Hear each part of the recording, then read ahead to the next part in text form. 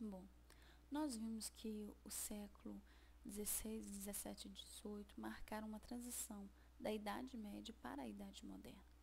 Mas qual foi o ambiente? Como que era um ambiente que marcou essa transição da antiguidade para a modernidade? Bom, eu vou apresentar aqui alguns fatos marcantes nessa transição. Nós temos aqui no início do século XV a conquista de Celta pelos portugueses, marcando assim o início da expansão marítimo-comercial europeia. Nós temos também a história de Joana d'Arc, que foi condenada à fogueira por tentar libertar a França em 1429, né? Nós temos também a invenção da imprensa por Johannes Gutenberg, no meio do século XV. Vem também a tomada de Constantinopla pelos turcos otomanos, pondo assim fim ao Império Bizantino, terminando com o pouco que restava do Império Romano. Sendo assim, acabou criando um novo quadro político na Europa. Nós temos aqui no meio do século XV o fim da Guerra dos 100 Anos. E no fim do século XV, nós já vimos as diversas viagens que originou o descobrimento da América por Cristóvão Colombo, também o descobrimento do caminho marítimo para a Índia por Vasco da Gama, e o que foi mais marcante para nós brasileiros foi o descobrimento do Brasil por Pedro Álvares Cabral. Bom, já no início do século XVI, surge uma grande controvérsia dentro da igreja, quando Martinho Lutero publicou as 95 teses, gerando assim a reforma protestante no início do século XVI, 1517. Mas em contrapartida, a igreja reagiu com a tentativa de reorganizar a Igreja Católica, criando assim o Concílio de Trento no meio do século XVI. A última sessão do Concílio de Trento decorreu em 1563. Bom, prova que a intolerância religiosa continuava. Nós vimos diversas guerras religiosas na França, ainda no meio do século XVI.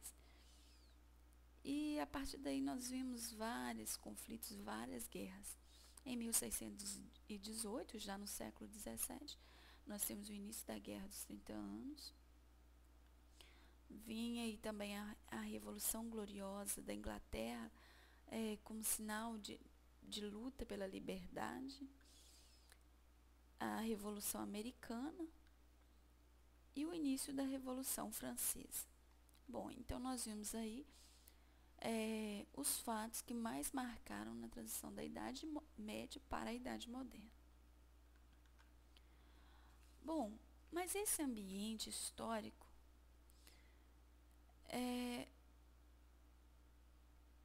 do século XV ao século XVII representa, na verdade, uma preparação para o futuro. Nesse ambiente surgem diversos quadros. Nós denominamos a Idade da Razão, uma dívida com o passado e um progresso arrasador. Bom, a Idade da Razão pode ser representada na primeira página da enciclopédia, onde nós vimos aqui, olha, que aparece uma figura feminina irradiando a luz do saber e dissipando as trevas da superstição. Esta figura representa a verdade. Bem ao lado dela, aqui de pé, nós vemos outras figuras femininas que levantam o véu que escondia a verdade. Ou seja, é o símbolo, levantando o símbolo do erro e da ignorância. Uma dessas figuras é a razão. A outra figura que nós vemos aqui, ó, com a cabeça adornada por uma chama, que simboliza o fogo da inteligência, nós temos ainda aqui a filosofia, que é a rainha de todas as ciências. Bom, Ao lado aqui da luminosa verdade que nós vemos, nós temos aqui à direita as várias ciências e à esquerda as artes. Elas são conduzidas, na verdade, pela imaginação, que é essa figura feminina. Ela está preparada para coroar a verdade com uma guirlanda de flores.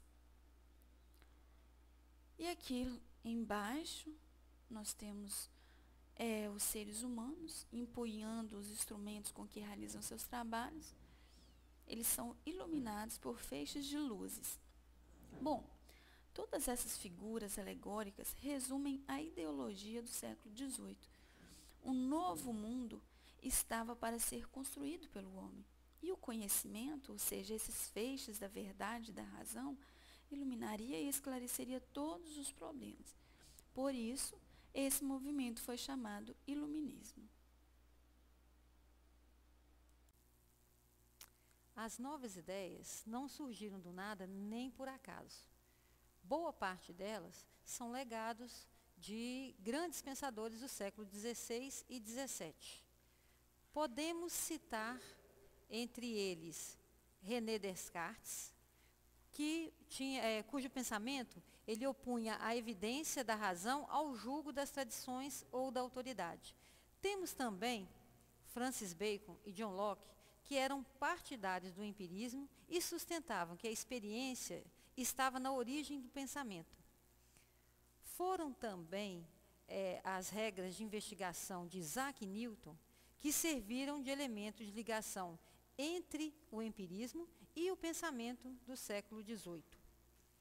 Sem dúvida, nós podemos dizer que haviam elementos comuns entre as obras de pensadores como Newton, Descartes e Locke e o iluminismo.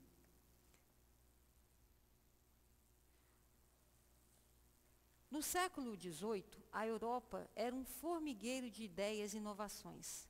E esse progresso atingiu vários setores. Podemos citar as artes, ciências, técnica, pensamento. Estava em curso uma revolução do espírito, como gostava de dizer Voltaire. Para entender essa revolução, nós temos que lembrar que o entusiasmo e a abertura de novos horizontes que esse progresso suscitou nesse período. Foi possível, por exemplo, explicar muitos mistérios do corpo humano, dos organismos vegetais, do reino mineral. E, ao mesmo tempo, Lavoisier introduziu uma nova ciência, que era a química moderna, com a qual foi possível explicar alguns fenômenos, entre eles a combustão. No campo da física, a eletricidade tornou-se objeto de estudo. E, no final do século XVIII, o italiano Alessandro Volta finalmente conseguiu produzir a pilha. Um século antes, Isaac Newton havia explicado as leis que regem os corpos celestes e sua trajetória. E a astronomia tornou-se uma paixão. Descobriram-se novos cometas, foi descoberto Netuno, o planeta Netuno. A Austrália também foi descoberta nessa mesma época. O norte-americano Robert Fulton, ele construiu o navio a vapor, e os irmãos Montgolfier, os balões de ar quente. Mas quem seriam os atores desse cenário? Quais eram os autores, os sábios, responsáveis por essas mudanças? Primeiro vamos começar com a Itália.